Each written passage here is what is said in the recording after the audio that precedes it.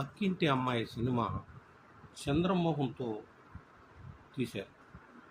దానికన్నా ముందుగానే రేలంగి గారితో ఈ సినిమా తీశారంట. ఆ సినిమాలో రేలంగి, అంజలీదేవి గారు నటించారు. ఆ సినిమాలో ఏఎం రాజా గారు పాడిన ఒక చక్కని పాట చాలా కమ్మగా, ఆనందం కలిగించేటట్టుగా ఉంది. ఆయన గాత్రం చాలా అద్భుతంగా ఉంది. ఇది నా కలయేమో, నా జీవిత ఫలమేమో అని చాలా చక్కటి సాహిత్యంతో కూడుకున్నటువంటి ఆ పాట చాలా మనసుకు ఆహ్లాదాన్ని కలిగించేటట్టుగా ఉంది.